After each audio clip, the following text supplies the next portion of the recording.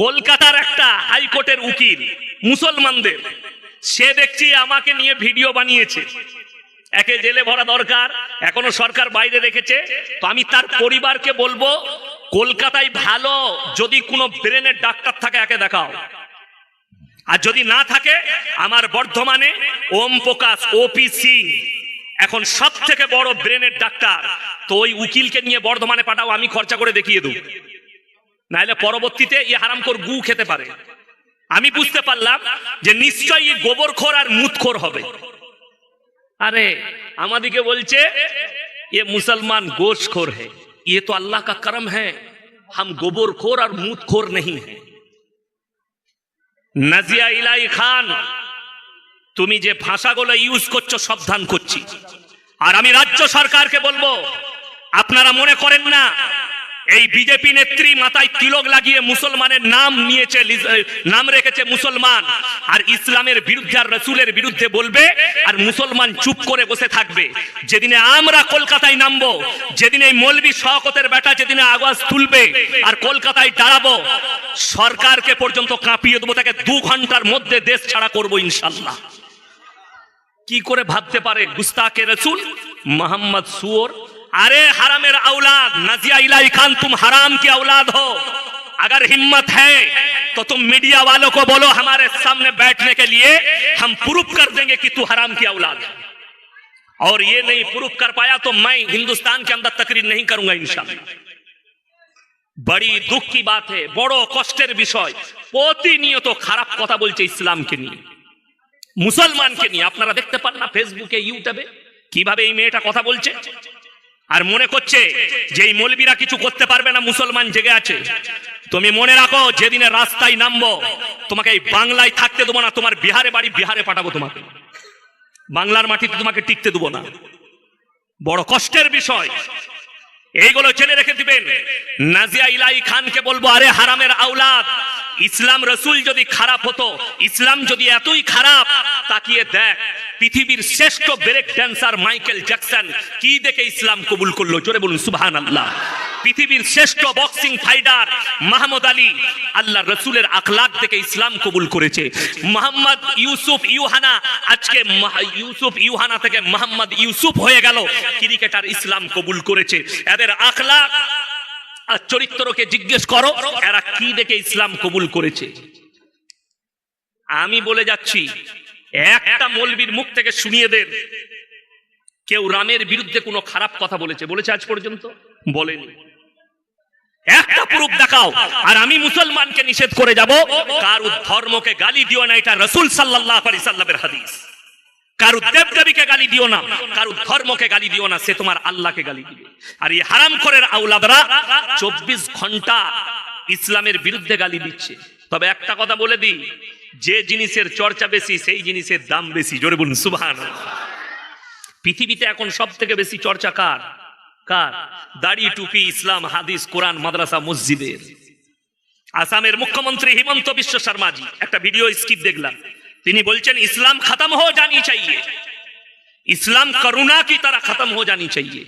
अरे मेरे दोस्त, तुम एक मिनिस्टर हो, तुम्हें सोच समझकर बात कहनी चाहिए। तुम तो बड़ी दूर की बात, तुम जरा इतिहास उठाकर देख लो, फिरौन आया था मूसा को मिटाने, खुद मिट गया। जरा उठाकर देख लो, नमरूद आया था इब्राहिम को जलाने, खुद खत्म हो गया। নাজিয়া ইলাহি খানের মতো হারামের আওলাদকে বলছি, তুমি হিন্দুস্তানে একটা প্রমাণ দাও কোন মুসলমান নারাই তাকবীর আল্লাহু আকবার বলে মন্দিরের উপরে ঝান্ডা টাঙিয়েছে ইসলামের? একটা পাবে না। আরে নজির লাও, বাংলাদেশে মাদ্রাসা তালিব ইলমরা মন্দির পাহারা দিয়েছে, জোরে বলুন সুবহানাল্লাহ, যাতে এদের কোনো ক্ষতি না হয়। আরে উলামারা আর মাদ্রাসা তালিব ইলমরা হিন্দু ভাইদের ঘর পাহারা দিয়েছে, কেউ আক্রমণ করবে না। বড় কষ্ট লাগে। আরে মুসলমানকে তোমরা গালি দাও, ভেবে দেখো, मैं तो कहता हूं, अरे अंधभक्तों कहां चले गए तुम लोग?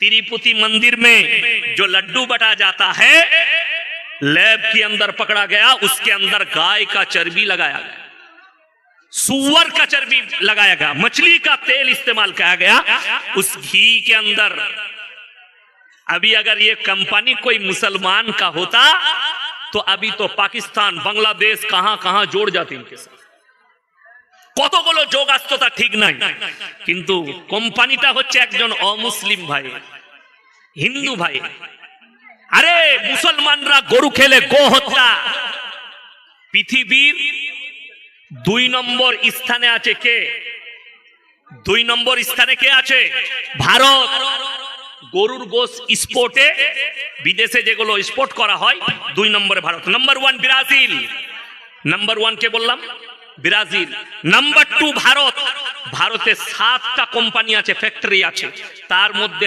5টা হচ্ছে হিন্দু ভাইদের নাম দিয়েছে মুসলিমদের যেহেতু আরবে পাঠাতে হবে কাতারে কুয়েতে লেবানন জর্ডান এই দেশগুলোই পাঠাতে হবে নাম দিয়েছে মুসলিমদের সেখানে গায় প্রত্যেকদিন 5000 করে এক একটা কতলখানায় গরু জবাই করা হচ্ছে আর মাংসগুলো এক্সপোর্ট করা হচ্ছে अरे तुम कहते हो गाय हमारा माता है पहले तो जोगी जी से मैं कहूंगा कि आपके राज्य में एक है उनको तोड़ो उस फैक्ट्री को तोड़ दो अगर हिम्मत है बड़ी दुख की बात है শুনেলেন ইসলামের বিরুদ্ধে তখন বলা যায় যারা বলছে দুঃখ পাবেন না কেন যে গোবর খায় মুতখোর হবে তাদের মুখে নবীর বিরুদ্ধে কথা ছাড়া আর কিছু বেরোতেই পারে না কথাটা বুঝতে পেরেছেন না পারেন গোবরখোর আর মুতখোর এদের মুখ থেকে ভালো কথা বেরোতেই পারে না কিন্তু আমি আপনাদেরকে অনুরোধ করে যাচ্ছি কার দেব দেবীকে গালি দিবেন না জোরে বলুন ইনশাআল্লাহ কার ধর্মকে গালি দিবেন না কেন আল্লাহ রাসূলের হাদিসের উপরে আমল করেন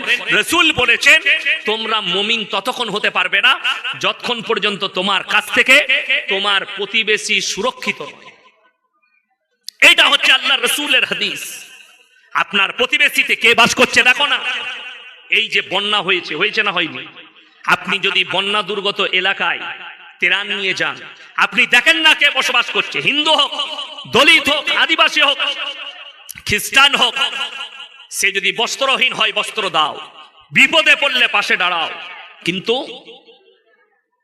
তাকে ঘৃণা করো না এটাই রাসূলের আখলাক আর রাসূলের হাদিস আল্লাহর হাবিব সাল্লাল্লাহু আলাইহি সাল্লাম এত সুন্দর আদর্শ দিয়েছেন তোমরা বাড়ি করলে বাড়ির দেওয়ালটা এত উঁচু করো না যে গরিবের গরিবিটা না দেখতে পাও আপনার পাশের যে গরিব সে খেতে পাচ্ছে কিনা পাশের বাড়ির বড় লোকের দায়িত্ব এটা খোঁজ নেওয়া তার বাড়িতে চুলা জ্বলেছে কিনা আপনার দায়িত্ব খোঁজ নেওয়া এটা ইসলাম আমরা মনে করেছি নামাজ রোজা তাসবিহ তিলাওয়াত হজ যাকাত এটা ইসলাম না মাথা থেকে পা পর্যন্ত পরিপূর্ণ একটা জীবন ব্যবস্থার নাম ইসলাম জোরে বলুন সুবহানাল্লাহ বেঈমান কাফেররা চেষ্টা করবে আপনাকে ঈমানের দ্বারা আপনার আখলাকের দ্বারা প্রতিহত করতে হবে করবেন জোরে বলুন ইনশাআল্লাহ আপনাদের মনে নেই করোনার সময় অর্ণব গোস্বামী একজন অ্যাঙ্কার আছে টিভির অ্যাঙ্কার রুবিকা লিয়াকত অঞ্जना আমকাশব और अनिश देवगन আমি ওদিকে বলেছি ভাই मैंने तुम लोगों को 1000 से भी ज्यादा मर्तबा मैंने इनवाइट किया कि एक मर्तबा हमारे साथ बैठ जाओ एक मर्तबा बैठो फिर मैं तुम लोग को समझाएंगे इस्लाम क्या है शरीयत क्या है कुरान और हदीस क्या है ওরা মিডিয়ারা অ্যাঙ্কাররা ডাকে কাকে যার মধ্যে ইলম কালাম নাই তাকে ডাকে যারা ওদের কাছে বিক্রি হয়ে ওদের মতো করে কথা বলবে তাকে ডাকে আমাদের মতো মৌলবিদিকে ডাকতে চাইবে না কেন এরা বিক্রি হবে না মুখের উপরে জবাব দিবে অপমান করবে আমাদেরকে আমাদের কথার উত্তর দিয়ে আমাদেরকে ছোট করে দিবে ওই জন্য इन लोग को मत बुलाओ बुलाओ किसको वही लोग को बुलाओ जो पैसे में बिक जाएंगे ওই জন্যই আপনাদের মনে আছে করোনার সময় কি বলেছিল अर्नब गोस्वामी बोले जे पूरे भारत के अंदर ये जो कोरोना फैली है ये दिल्ली निजामुद्दीन से फैली বলেছিল না বলেনি দিল্লি মার্কাজ থেকে ছড়িয়েছে জামাতি ভাইরা ছড়িয়েছে এ কত বড় দুঃখের বিষয় আমাদের উলামারা চুপ খামোশ বিদেশের জামাত ছিল সবাই চুপচাপ আমাদের উলামারা বললে খামোশি इख्तियार करो और अल्लाह के पास दुआ करते रहो कि अल्लाह की तरफ से फैसला आए अल्हम्दुलिल्लाह अल्लाह ने फैसला दे दिया मुंबईर हाई कोर्ट फैसला दिले तबलीग জামাতের বিরুদ্ধে মিথ্যা অপপ্রচার করা হয়েছে দিল্লি থেকে করোনা ছড়ায়নি বরঞ্চ আহমেদাবাদের স্টেডিয়াম সেই স্টেডিয়ামে যখন ডোনাল্ড ট্রাম্প এসেছিল নমস্তে ট্রাম্প থেকে ছড়িয়েছে জোরে বলুন সুবহানাল্লাহ অ্যারেস্ট ওয়ারেন্ট জারি হলো অর্ণব গোস্বামী যে চেয়েছিল আলেমগুলোকে মোল্লা সাদ সাহেব থেকে শুরু করে যারাই জিম্মেদার আছে কোমরে দড়ি বেঁধে জেলের কুঠরিতে ভরবো। আল্লাহ তার কোমরে দড়ি দিয়ে মাথায় চাবড়িয়ে তাকে জেলের কুঠরিতে ভরেছে মুম্বাইয়ের পুলিশ। মুম্বাইয়ের পুলিশকে সুলুট জানাই, জোরে বলুন সুবহানাল্লাহ। কিছুই হলো না। ইলাহাবাদ হাইকোর্ট, সুপ্রিম কোর্ট সব রায় দিয়ে দিল, না দিল্লি থেকে ছড়াই। আরে ভাই থোড়ে তো দিমাগ লাগাও। যারা শিক্ষিত আছেন তারা শুনে যান। বিশ্ব স্বাস্থ্য সংস্থা ওয়াও তারা বলেছিল, ফরমান জারি করেছিল যে মানুষের করোনা থেকে বাঁচার উপায় বলেছিল রাস্তা। তার মধ্যে একটা বলেছিল ঘরবন্দি, তার মধ্যে দ্বিতীয়টা বলেছিল যারা বেশি বেশি হাত মুখ ধৌত করবে তাদের কাছে করোনা আসবে না। আমরা 5 ওয়াক্তের নামাজে কবার উজু করি? কথা বলে না? 5 বার। তো 5 বার দিনে হাত মুখ ধোয়া হচ্ছে না হয়নি? তাইলে করোনা আর আমাদের কাছে আসবে? আরে উত্তরপ্রদেশে হিন্দু ভাই মারা গেছে, তার পরিবার তাদের সৎ কাজ করেনি, মুসলমান নিয়ে গিয়ে সৎ কাজ করেছে। এটা প্রমাণ দিয়েছে কি হায়াত আর মওতের মালিক সকলে বলুন কে? আল্লাহ। আর এটা আমরা মুসলমানরা বিশ্বাস করি। নাজিয়া ইলাহি খান তো सुन ले, ये कौम, ये मुसलमान कौम सिर्फ अल्लाह से डरने वाला कौम है।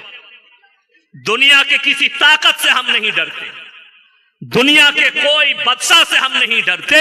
अगर डरते हैं तो सिर्फ अल्लाह से डरते हैं।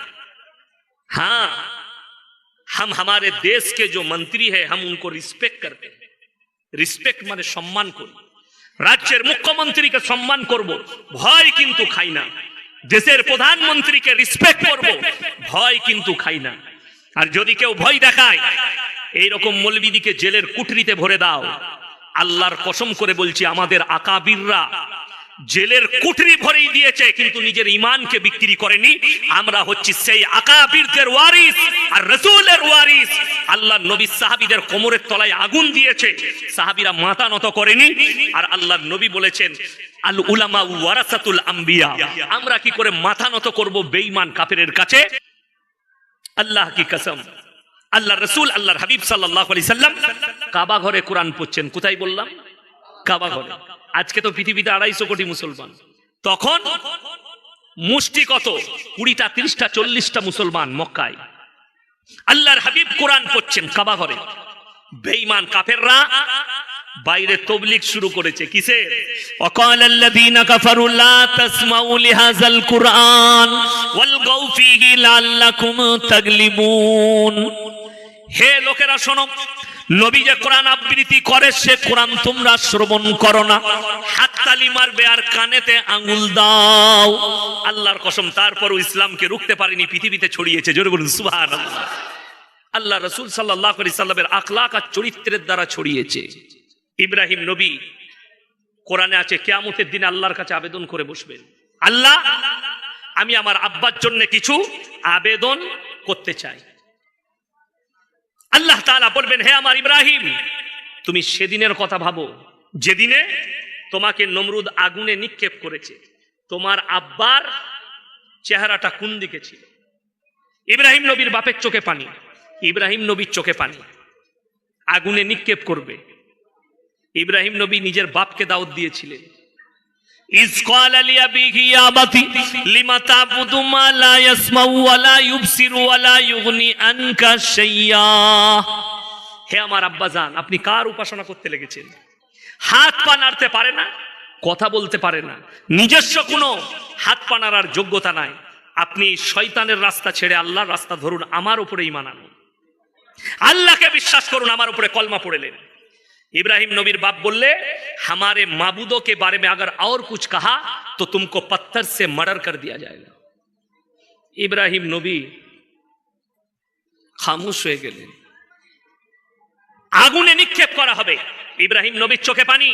इब्राहिम नबीर बाप चोखेर पानी फेलिए बोलते हे आमार पुत्र इब्राहिम, तुमी यदि एक बार बोलो आमी नमरुदके अनुरोध करब अवश्यई तोमाके छेड़े दिबे।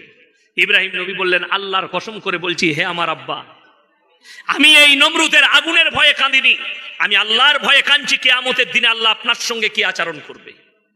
তাই আপনাকে অনুরোধ করছি আপনি কি করবেন, আমার আল্লাহকে বিশ্বাস করে নেন। নমরুদ বললে আগুনে নিক্ষেপ করো। ইব্রাহিম নবী কার কাছে মদত চাইলেন? সরে জলে বলুন আল্লাহর কাছে।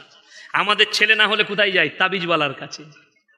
আমাদের দোকানে বরকত না থাকলে কার কাছে চান? তাবিজওয়ালার কাছে। অবাক হয়ে যাবেন, ইমাম সাহেবের বেতন 6,000 আর আপনি মাসে 3 লাখ টাকা ইনকাম করেন, তাবিজটা কার বেশি দরকার? কথা বলে না ইমামের। আমাদের দরকার, কিন্তু কষ্ট লাগে। 3 লাখ টাকা মাসে ইনকাম করে, আমাকে বলছে হুজুর একটা বরকতের তাবিজ দেন। আমার তাবিজে তোর বরকত হলে তো আমি আগে নিতাম। কথাটা বুঝতে পারেন? এইটাই মানুষকে বুঝতে হবে। বরকত পাবেন কিসে? আমি লাইন বলে দিই, শর্ত হচ্ছে 5 ওয়াক্তের নামাজি হতে হবে। সবাই হবে, জোরে বলুন ইনশাআল্লাহ। ইব্রাহিম নবী আল্লাহকে বললেন, আল্লাহ তুমি ছাড়া আমার আর কোনো উপায় নাই, তুমি তো আমার রব, তুমি তো আমার সব, তুমি এই নমরুদের আগুন থেকে রক্ষা করো। আল্লাহ আগুনকে হুকুম দিলেন, কুল্লা ইয়া নারু কুনি বারদাও ওয়া সালামান আলা ইব্রাহিম, আগুন তুমি ক্ষান্ত হয়ে যাও। আমার ইব্রাহিমের একটা পশমকে তুমি জ্বালাতে পারবে না। জোরে বলুন না সুবহানাল্লাহ। একটা পশম পর্যন্ত জ্বালাতে পারেনি আমার ভাই। ওই জন্য সবাই শিরক থেকে নিজেকে বাঁচাবো। জোরে বলুন ইনশাআল্লাহ। বিশ্বাস একমাত্র আল্লাহর উপরে। হামাসের পর লেবাননে হামলা করেছে ইসরায়েল, এই নিয়ে কিছু বলেন। আমি অনেক দিন আগে বলেছি একটা কথা, যারা মনে করছেন এই যুদ্ধ থেমে যাবে, থামবে না। গোটা মিডল ইস্ট এই যুদ্ধ ছড়িয়ে পড়বে খুব তাড়াতাড়ি। গোটা মিডল ইস্ট, এমনকি বেশিরভাগ দেশ, অর্ধেকটা দুনিয়া এর লেপেটে চলে আসবে, যুদ্ধের লেপেটে আসবে। তৃতীয় বিশ্বযুদ্ধ যারা ভাবছেন, এত সহজে হবে না। তৃতীয় বিশ্বযুদ্ধ হামাসকে নিয়ে নয়, ফিলিস্তিন গাজাকে নিয়ে নয়। শুরু হবে যে যুদ্ধটা, সেটা হবে ফোরাত নদীর পানি শুকিয়ে গিয়ে যে সোনার পাহাড় বের হবে, সেটা নিয়ে মহাযুদ্ধ শুরু হবে গোটা পৃথিবীতে। আর যারা মনে করছেন ইসরায়েল জিতে যাচ্ছে, আমাদের দেশের কিছু অন্ধভক্ত আছে, লিখছে অন্ধভক্ত, কি লিখছে জানেন? ইসরায়েল जिंदाबाद, अबे हरामखोर वो भी गाय का गोश्त खाता। ইহুদিরা গোশ খায় না, খায় না গরুর গোশ। আর ইহুদিরা তোমাদিকে ঘৃণা করে, অন্ধভক্ত দিকে। তোমার এটা জানা না, তারা বেশি গরুর গোশ খায়। ইহুদিরা, খ্রিস্টানরা, নাসারারা, পৃথিবীর সবাই গরুর মাংস খায়। অসুবিধা কি? তুমি যদি বলো তো তুমি শুনে যাও আল্লাহর রসুলের হাদিস। যারা মনে করছেন ফিলিস্তিন কি হবে, গাজার কি হবে, কিছু মানুষের প্রাণ যাবে পৃথিবীতে কিয়ামতের পূর্বে 20 কোটি মুসলমানের প্রাণ যাবে, 20 থেকে 30 কোটি মুসলমানের। আর খোরাসান থেকে একটা এমন দল বের হবে যোদ্ধা, তাদের কাছে এত আধুনিক অস্ত্র থাকবে, তারা যখন যুদ্ধ করতে শুরু করবে, পৃথিবীর আর কোনো শক্তি তাদের কাছে দাঁড়াতে পারবে না। আজকে তাকিয়ে দেখুন, আপনি যদি ইসলামের আইনের উপরে চলেন, বেশক আল্লাহর মদদ আপনার কাছে আসবে। জোরে বলুন সুবহানাল্লাহ। তার একটা দলিল দিই। কিছুদিন আগে তালিবান সরকার আফগানের, তারা একটা রুলস জারি করেছে, কোন মহিলা, দেখবেন কলকাতায় অনেক ট্যাক্সি পাওয়া যায় না ভাড়া, দমদম এয়ারপোর্টে পাবেন, কলকাতা ধর্মতলায় পাবেন, রেলওয়ে স্টেশনে পাবেন, হাওড়াতে গাড়ি পাওয়া যায়, উলা পাওয়া যায়, উবের পাওয়া যায়, ট্যাক্সি পাওয়া যায়, পার্সোনাল গাড়ি ভাড়া পাওয়া যায়। তারা ফর্মুলা জারি করেছে যে কোনো মহিলা যদি কোনো গাড়ি ভাড়া করে, একটা পর পুরুষের সঙ্গে, তার ভাই বাপ যদি না থাকে, বেটা না থাকে, একটা পর পুরুষের সঙ্গে একা সফর করতে পাবে না। জোরে বলুন সুবহানাল্লাহ। ভারতের একটা অ্যাঙ্কার, তার নাম হচ্ছে রুবিকা লিয়াকত, সে বলছে तालिबान ने औरत के ऊपर कितना जुल्म किया। अरे मेरे बहन, जरा गौर करो, अमेरिका के एक संस्था ने जांच शुरू किया कि तालिबान ने जब से सरकार अपने हाथ में ली है, उनके हालत कैसा है। ওরা যাঞ্চ করতে লাগলো যে এরা যতদিন থেকে সরকার নিয়েছে, এরা কি কি উন্নতি করেছে।